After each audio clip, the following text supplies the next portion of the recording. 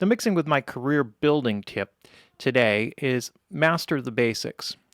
Back in the 1980s, when I started assisting for some of the top engineers in the world, I started out in Right Track Studios and moved on shortly thereafter to Electric Lady Studios and had the privilege of working with some of the best engineers in the world. And those are the people who I studied and learned from. And what I always noticed in the way that they worked is that they seemed to do the very basic things very quickly, and things just sounded great in a very short period of time.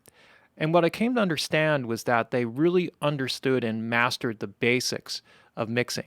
Now, during the 80s and up until almost the mid 90s, when everything started to go into the DAW, everything was primarily tape based in terms of recording.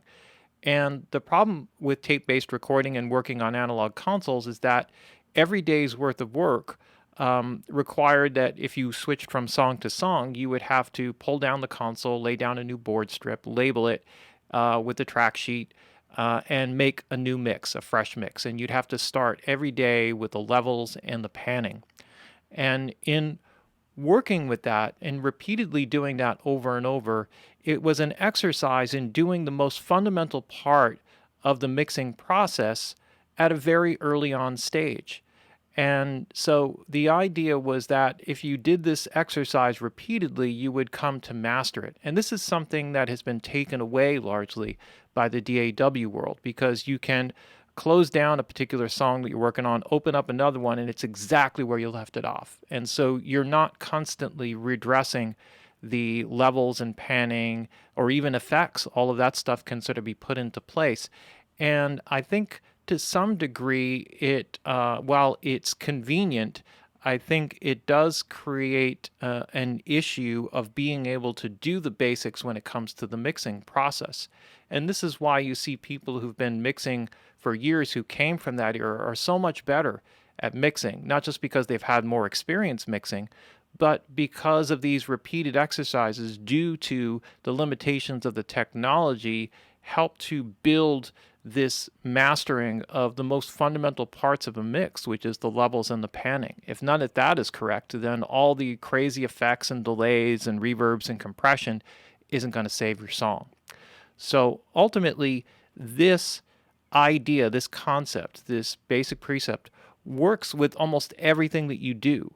The people who are really amazing at what they do, who are masters at what they do, have learned to master the basics. They get into the most subtle details of the simplest elements of the mix, and that foundation just becomes so much more solid. So when you put on that one crazy effect, it's 1,000 times more effective because the foundation that it's built off of is really solid.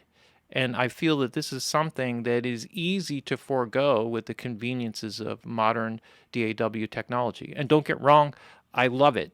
So I'm not trying to disavow or say that working in DAWs is a bad thing, but just keeping that in mind may help you to understand the limitations and maybe keep your focus on redressing a song every now and again and refreshing your mix and starting over and bypassing all your plugins to give yourself a fresh perspective on whatever it is that you're working on.